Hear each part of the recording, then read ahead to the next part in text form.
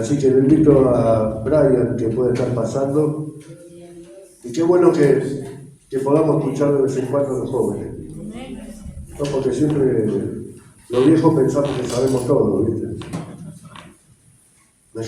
Me corrijo, los viejos piensan que saben todo. Después los grandes como yo pensamos que no sabemos todo. Pero necesitamos de los jóvenes también a veces escucharlos para aprender también de ellos. Dios bendiga a Brian. Amén. Gracias. ¿Cómo andan? ¿Cómo se encuentran? Han pasado este momento de alabanza al Rey. Amén. Yo estoy contento mismo y agradecido con el Señor por esta oportunidad que me da de estar aquí para dar su palabra, una palabra que la verdad que me tocó y que justamente como hablaba el pastor es sobre la adoración. Y quisiera empezar con una pregunta que es: ¿qué entendemos nosotros por adoración? Porque sé que tal vez hemos escuchado esa palabra muchas veces, adoración, pero ¿qué es lo que es la verdadera adoración? ¿Qué es la adoración? ¿Qué es a lo que Dios se refiere a través de la Biblia con adoración? Y creo que muchos de nosotros, me incluyo porque antes no pensaba que era solamente las canciones, el cantar, ¿no? El estar aquí parado, estar ahí del asiento y cantar al Señor, adorar al Señor y decir, esto es adoración. Pero la adoración es mucho más profundo, va mucho más allá de solamente cantar, de levantar las manos, de decir, gracias Señor por esto, por el otro, y te canto una canción o adoro. Va mucho más allá y es mucho más profundo. Y quisiera comenzar con un texto justamente que se encuentra en San Juan. San Juan 4, versículo 23, un pasaje muy conocido, lo hemos escuchado muchas veces. Y acá es donde Dios dice lo que busca de nosotros, lo que busca de su pueblo. San Juan 4, versículo 23.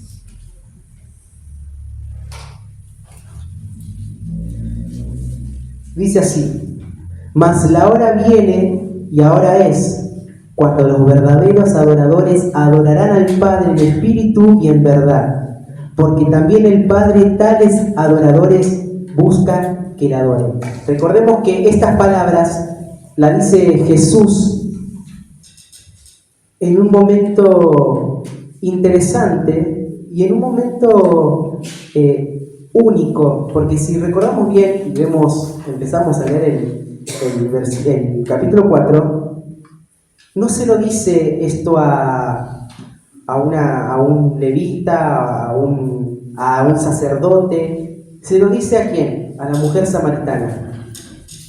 La mujer samaritana, no sé si recuerdan, una mujer, obviamente podríamos decirse, ¿no? de otro pueblo, de lo que era Samaria, pero es interesante cómo hace hincapié Jesús en estas palabras, además de una conversación que tiene después mismo con la mujer, ¿no? La mujer le cuenta más o menos como él, dice, tú eres profeta, etc.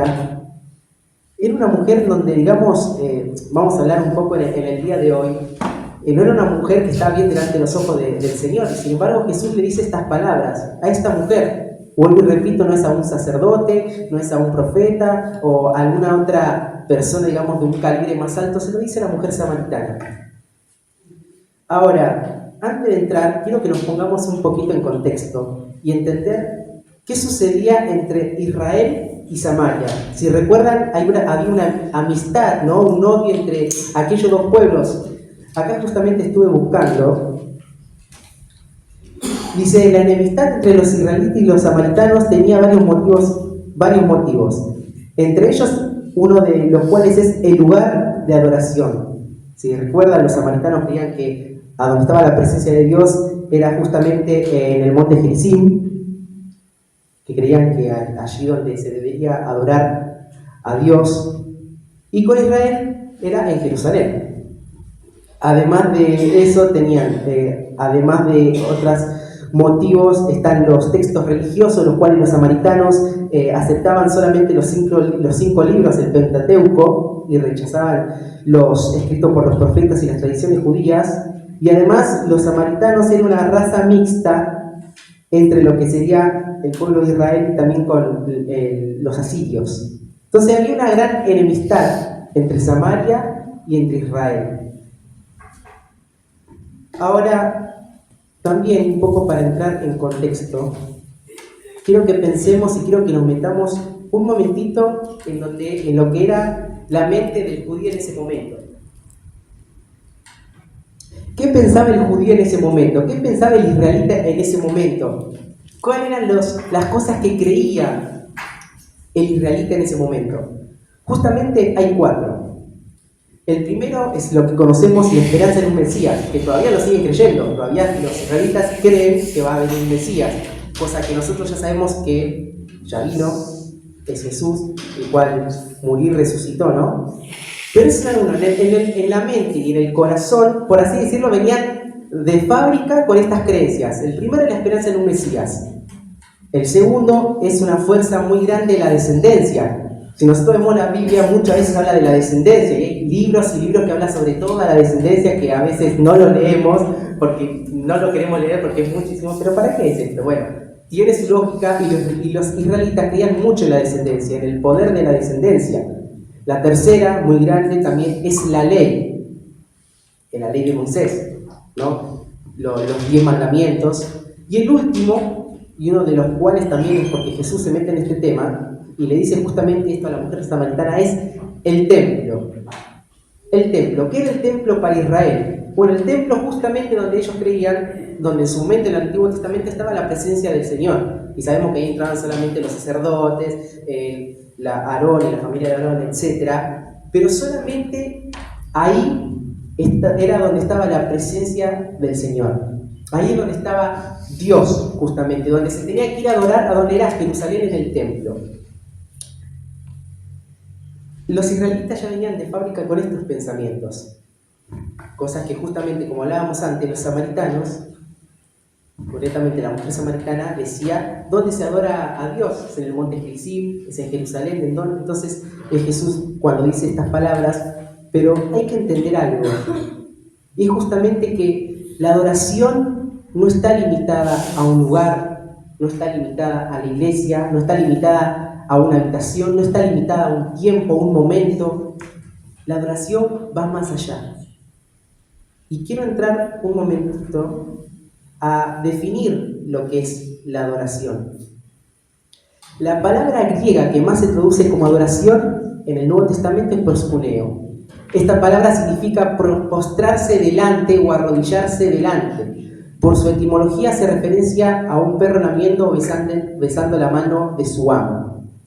En la Biblia la adoración, y esto me movió mucho cuando leí esta definición, en la Biblia la adoración es el acto de expresar reverencia y respeto a Dios, comprende la actitud del corazón.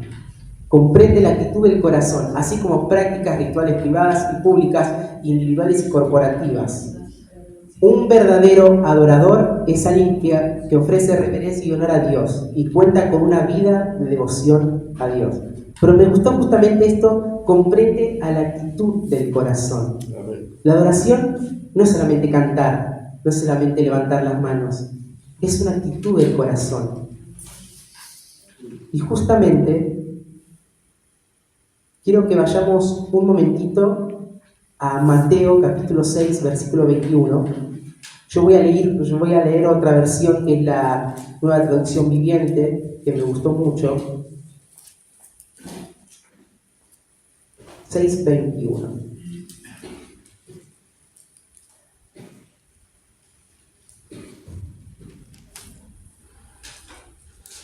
Dice así: donde está tu tesoro, allí estará también los deseos de tu corazón. Donde está lo digo otra vez, donde está tu tesoro, allí estarán también los deseos de tu corazón. Y vamos rapidito ahora, un momentito, a Lucas 6, 43, 45. Lucas capítulo 6, versículo 43, 45.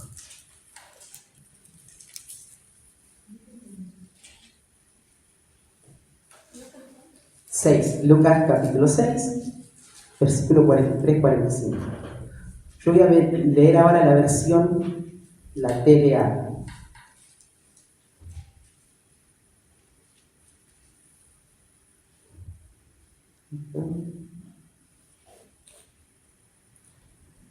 Uy, estos aparatos hoy en día Sí, le cuento. le cuesta.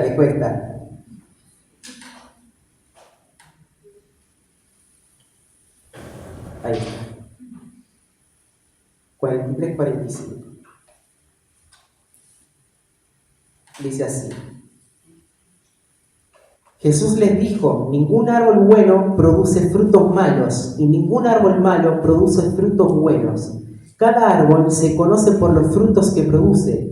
De una planta de espinos no se puede recoger higos ni uvas. La gente buena siempre hace el bien porque el bien habita en su corazón. La gente mala siempre hace el mal porque en su corazón está el mal. Las palabras que salen de tu boca muestran lo que hay en tu corazón.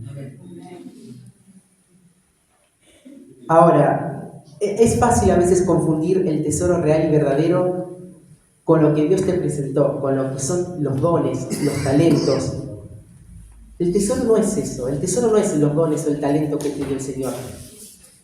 Los dones y los talentos están hechos justamente para la iglesia, para el pueblo del Señor y para mostrar la gloria del Padre. Pero ese no tiene que ser tu tesoro. Tu tesoro, o justamente cuando hablaba de donde está tu tesoro y ahí está tu corazón, hablaba un poco, ¿no?, de lo que sería, vamos a decirlo así, ¿no?, el dinero, no la plata. Pero justamente no es algo que Dios te dio. Nuestro tesoro para hacer una verdadera adoración tiene que ser Cristo. Si mi tesoro es Cristo, de Él saldrán todos los tesoros de mi corazón. Si mi tesoro es Cristo, todos mis deseos van a ser más en Cristo. Yo voy a desear más a Cristo porque Él es mi tesoro. Mi tesoro tiene que ser siempre Cristo. Necesitamos que nuestro tesoro sea Cristo para vivir adorándolo. No hay otra manera. Nosotros adoramos a Cristo no solamente por lo que hizo por nosotros, sino por quién es Él. Y en eso también se basa la adoración. Para adorarlo por quién Él es. Pero para hacerlo hay que abrir un paréntesis y un punto muy importante que es conocerlo. Amén. ¿Cómo yo voy a adorar algo que yo no conozco? Es necesario conocer a Cristo. Amén. Si yo no conozco a Cristo, ¿cómo voy a adorarlo de todo corazón? Porque está bien, podemos conocer a Dios, podemos conocer a Jesús por medio de la Biblia, de lo que nos han contado, etc. Pero hay que vivir una experiencia personal. Para que yo pueda adorar a Cristo y pueda haber una verdadera adoración de mi corazón, en donde mi mente, mi corazón estén conectados solamente en ese momento de adoración, tengo que conocer a Cristo. Si no, no va a funcionar. Vas a estar adorando o creyendo que estás adorando algo que en realidad no conoces. Es importante conocer a Cristo. Y ahora la pregunta es, ¿pero cómo conozco a Cristo? ¿Cómo lo conozco? Bueno, justamente, que siempre lo decimos, es la comunión personal con Él. Es ese momento único en donde, no sé, estás en tu habitación, estás en tu trabajo, en cualquier lugar, no importa dónde, porque nosotros no creemos como los israelitas que tenemos que ir a Jerusalén, al templo, no, en cualquier lugar. En ese momento de comunión con Él es donde lo vas a conocer. Es la única manera, tener esa comunión con Él, agarrar la Biblia, empezar a leer, empezar a leer las historias, las parábolas, las bienaventuranzas, la vida de Jesús. Y ahí es donde vas a encontrar, donde vas a empezar a conocer más a Cristo. Y justamente, no me quiero ir del tema, pero justamente al conocer a Cristo, no solamente van a ser una verdadera adoración de nuestro corazón, es donde también los frutos espirituales van a crecer. Y justamente, como leíamos recién, el conocer a un verdadero cristiano, el conocer a una verdadera persona que está llena de Dios, en donde su caminar esté Cristo, es a través de sus frutos. Porque justamente un mal árbol no puede dar buenos frutos, y un árbol bueno no puede dar malos frutos. Ahora, ¿Cómo vivo con un corazón que adore a Jesús? Un corazón profundamente arraigado a la belleza de Jesucristo construye sobre la roca firme y puede venir lo que sea, pero ese corazón se va a mantener firme. Vamos a Lucas 6, 46, 48.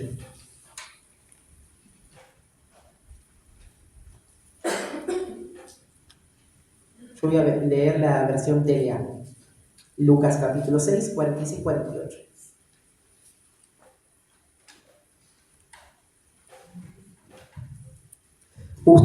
Jesús continuó diciendo, ustedes dicen que yo soy su Señor y su dueño, pero no hacen lo que yo les ordeno. Wow, primero ahí ya da un palito de Jesús. Ustedes dicen que yo soy su Señor, soy su Dios, y creo que lo vemos día a día, incluso con nosotros mismos, pero no hacemos lo que Él ordena. Si alguien se acerca a mí y escucha lo que yo enseño y me obedece, es como el que construyó su casa sobre la roca. Hizo un hoyo profundo hasta encontrar la roca, y allí puso las bases. Cuando vino una inundación, la corriente de agua pegó muy fuerte contra la casa, pero la casa no se movió porque estaba bien construida, porque estaba cimentada en la roca que es Cristo. Amén.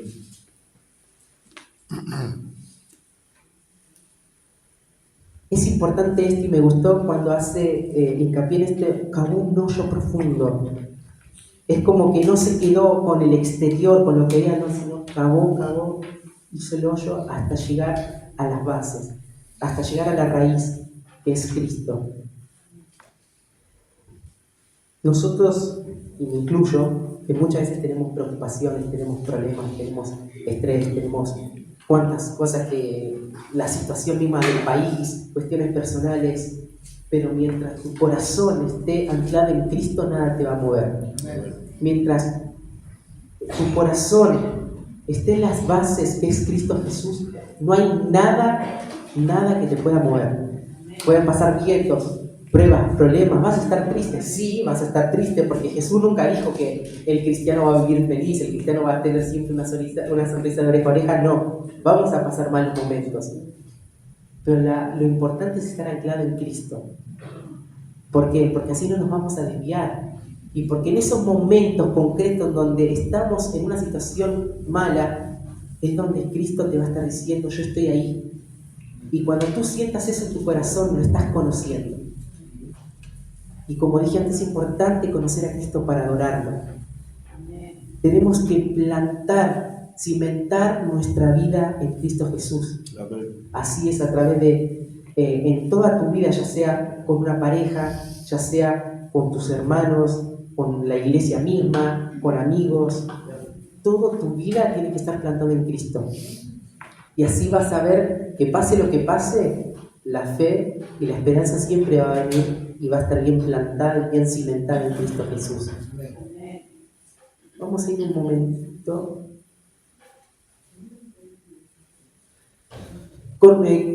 Voy a comentar un momentito y voy a ir de vuelta a la pregunta de ¿quién es Jesús para mí? Y justamente que decía, yo tengo que conocer a Cristo para poder adorarlo. ¿Quién es Jesús para mí?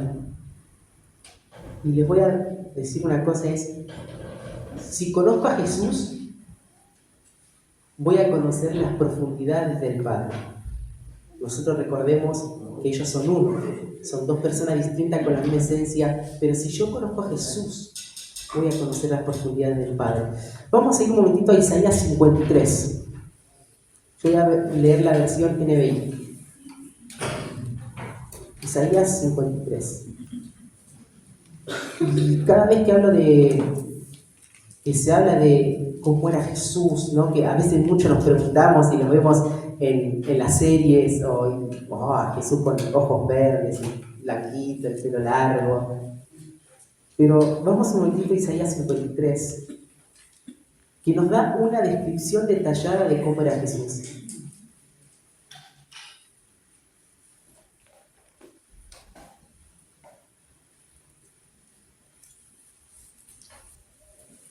Dice así: ¿quién ha creído a nuestro mensaje y a quién se ha revelado el brazo del Señor?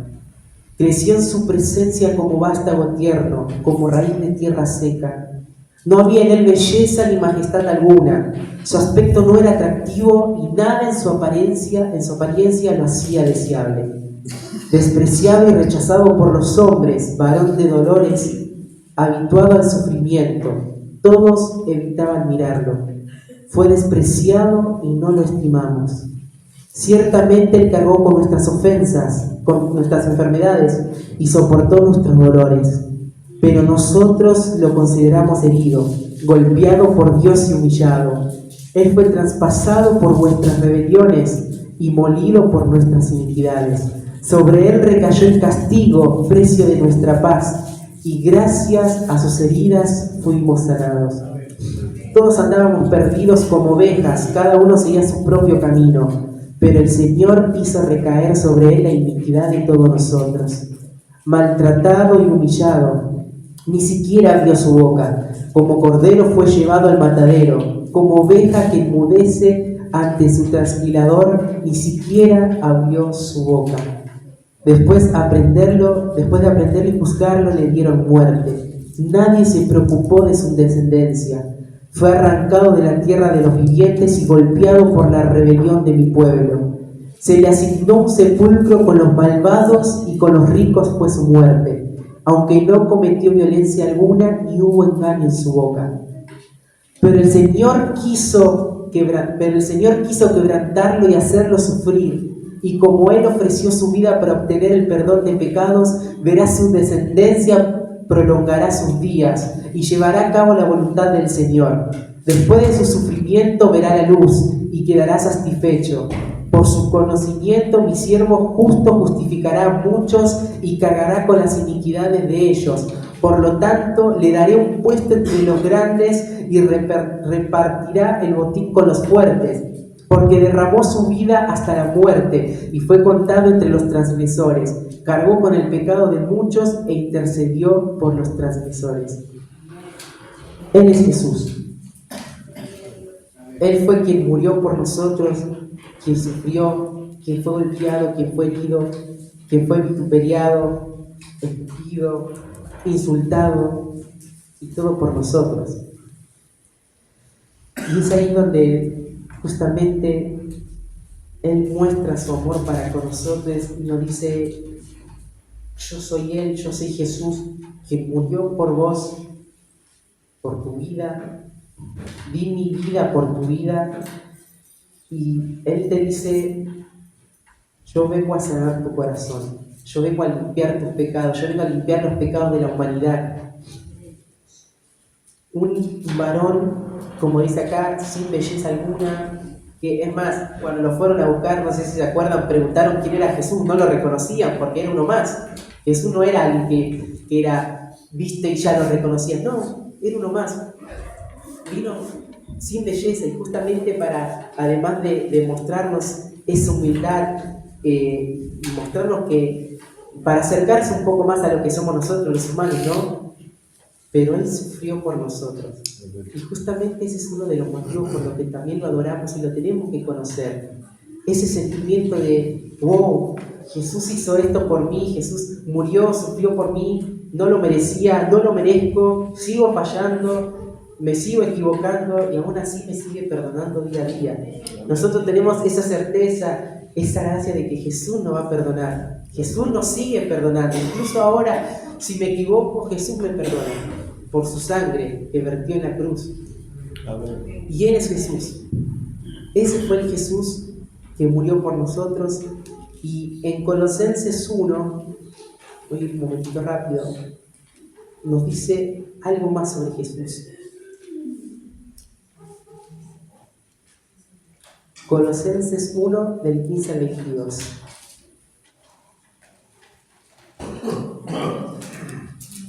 Colosenses 1, versículos 15 y 22.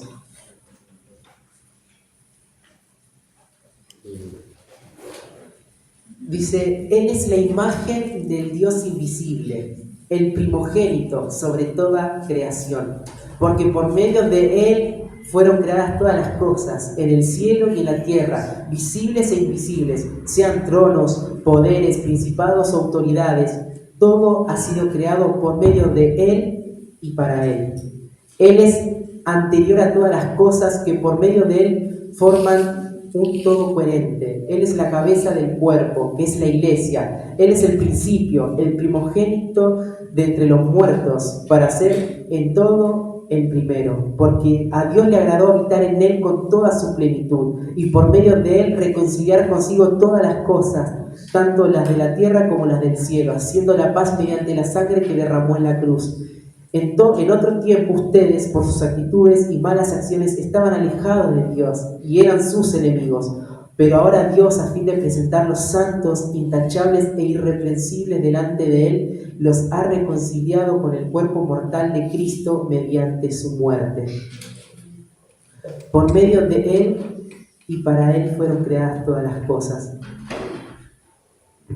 Y justamente por eso decía que no solamente adoramos al Señor por lo que Él hizo en nosotros, sino por el simple hecho de ser Dios. Él, por el simple hecho de ser Dios, merece nuestra adoración.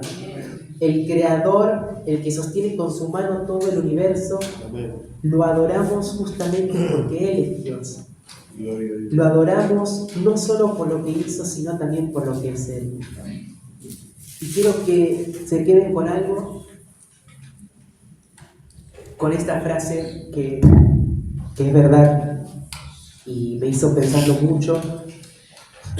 Y hablando de conocerlo y que lo tenemos que conocer, dice: mi corazón no se puede regocijar verdaderamente de aquello que mi mente no puede comprender.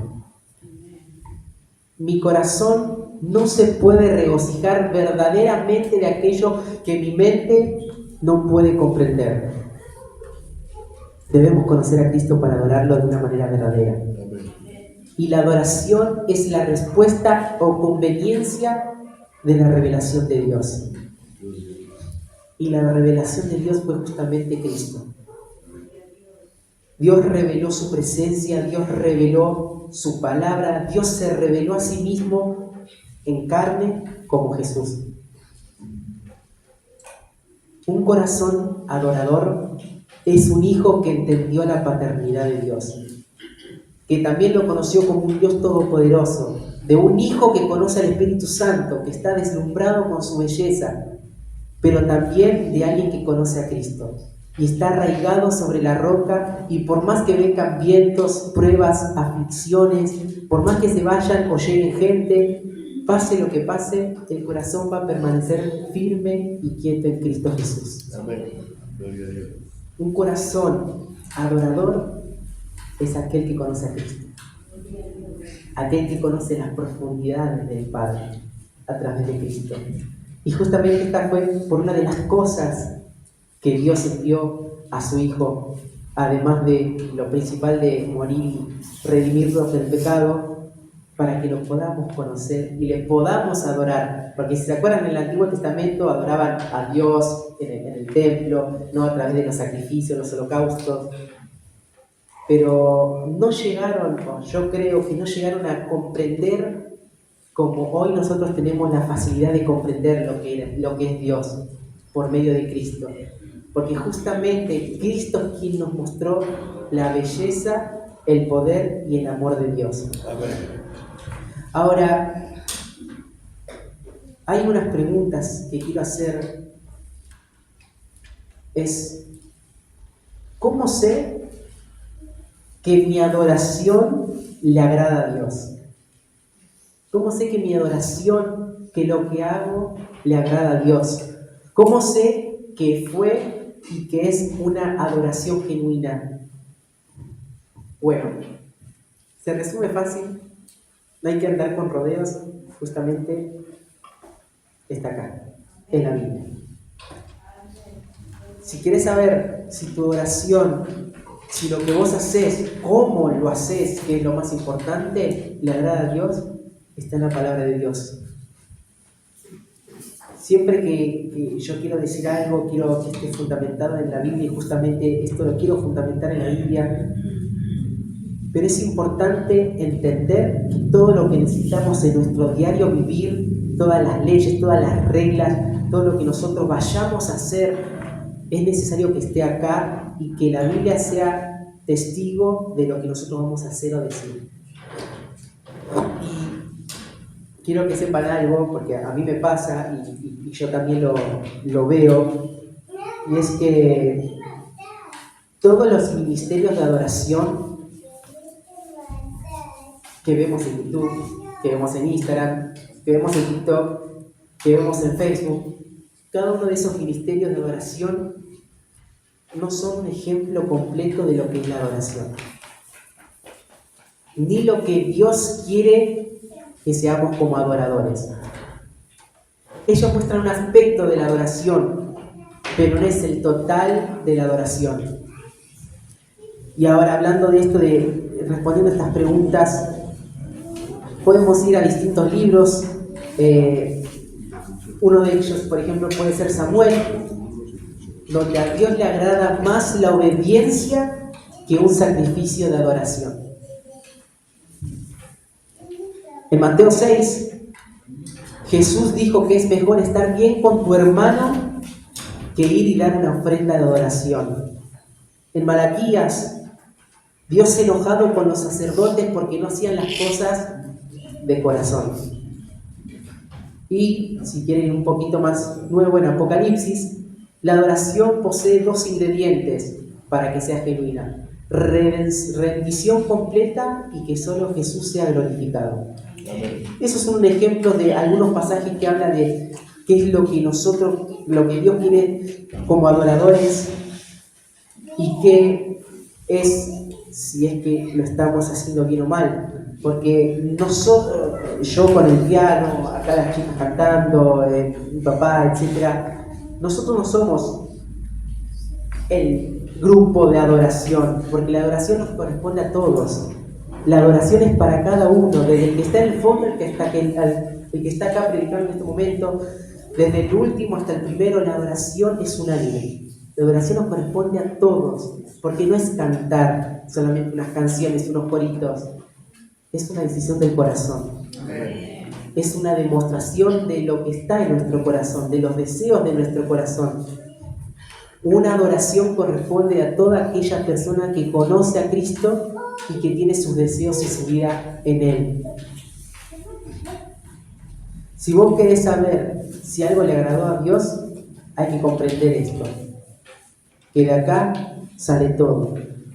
En la Biblia tenemos lo que necesitamos saber, y que Dios, para que tengas un corazón de adoración puro, tenés que tener una vida rendida a Cristo. No tenemos que desviar el foco. Y justamente en lo que leí antes de Juan 4, adoradores en espíritu y en verdad. ¿Qué quiere decir esto? Un adorador en espíritu y en verdad. Justamente, no sé si se dan cuenta, pero espíritu y verdad no son palabras que van por separadas, sino que van conjuntas. No se puede adorar en espíritu y no en verdad, y tampoco se puede adorar en verdad y en espíritu. Es una frase que va en conjunto, es una frase que ninguna está separada de la otra. Para adorar en espíritu hay que adorar en verdad, y para adorar en verdad hay que adorar en espíritu. Y quiero ir a un ejemplo que me gustó mucho. No sé si se acuerdan lo que pasó con Abraham en aquel momento en Génesis 22, donde Dios le pide aquel sacrificio, que dé a su hijo en sacrificio a Abraham, que fue un momento duro para la vida de él, en donde obviamente nosotros lo conocemos como el padre de la fe, ¿no? Abraham, ¿no? Que creyó en Dios, que hay una parte que dice, le pregunta, ¿no? ¿Dónde vamos a sacar el sacrificio? Y dice, Dios proveerá. Bueno, no solamente fue para probar la fe de Abraham que Dios le pide a su hijo. No sé si saben lo que es el holocausto, o cómo se lleva el holocausto, pero en un holocausto lo que había que hacer era degollar al animal, sus partes, limpiar sus partes y poner todo encima y poner la cabeza encima. Imagínense esa imagen del hijo de Abraham. que Abraham tenga que hacer eso sobre su hijo. Nosotros pensamos y decimos, wow, es impropio de Dios. O sea, no puede ser. Bueno, justamente Abraham necesitaba romper con lo que estaba primero en su corazón. Y a veces Dios nos pide eso, a veces Dios nos da algo. Dios le dio el hijo a Abraham que tanto deseaba. Pero si es un impedimento, Dios te lo puede pedir también. Abraham necesitaba romper con lo que estaba primero en su corazón. ¿Dios necesitaba el sacrificio? No. Abraham sí, por lo que estaba acá. Y muchas veces nosotros ponemos por delante cosas, personas, objetos, lo que sea, por encima de Dios. Y Dios pide que rompas con eso. Porque para que haya una adoración en tu corazón verdadera, tiene que ser Él el centro. Y por eso decía que Jesús tiene que ser la roca, tiene que ser la base. Y tu corazón tiene que estar en Cristo para que en Cristo puedan hacer la adoración genuina. Amén. Tenés que romper con eso que está en tu corazón y que te ata, que no te deja adorar, que no te deja ir al Padre de una manera pura. Porque si tenés eso en tu corazón, puede llegar un momento en el que Dios te lo pide. No sé cómo, Él lo sabrá. Esto es una palabra en mente que primero me llegó a mí y se la transmito a ustedes, pero Dios lo que te da también te lo puede pedir. Si es un impedimento para tu salvación y para tu crecimiento espiritual, Dios te lo puede pedir. Y es doloroso. Porque sabemos que cuando Dios te disciplina, no es un pequeño chachá y nada más, no. Si lo tiene que hacer, lo va a hacer de una forma dura para que nosotros aprendamos, porque el ser humano es así. El ser humano se mueve a veces más por los sentimientos que por la razón, cosa que tendría que hacer 50 y 50. Que a veces es medio incontrolable, pero lamentablemente, y la mayoría de las veces, en donde cuando vamos a Dios es por medio de los dolores. Y yo creo que si le preguntamos a cada uno de los cristianos cómo conoció al Señor, creo que la mayoría o una gran parte del porcentaje va a decir por medio de una dificultad, de una dolencia, por medio de un momento, de una prueba, de una aflicción, porque a veces Dios nos trae con tirones de oreja, es la verdad, porque a veces es la única forma para que nosotros aprendamos a través del dolor. Y justamente es lo que hace Dios con Abraham. Le pide romper con lo que estaba primero en su corazón. Y nosotros tenemos que hacer lo mismo. Si queremos que de nosotros salga una adoración completa y genuina, tenemos que romper con eso que está primero en nuestro corazón para que el centro sea Cristo. Para que la roca, quien esté en nuestro corazón y donde nosotros estemos anclados y adorando, sea Cristo. Y hay algo que a veces no entendemos y pensamos mal.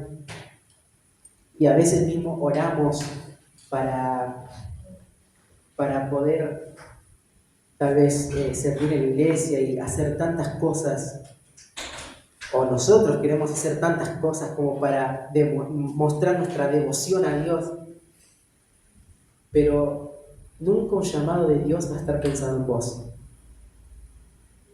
Nunca Dios va a hacer un llamado por lo que vos puedas hacer, sino por lo que Él puede hacer en vos. Hay un versículo que dice, ¿no?, que en nuestra debilidad está su fortaleza.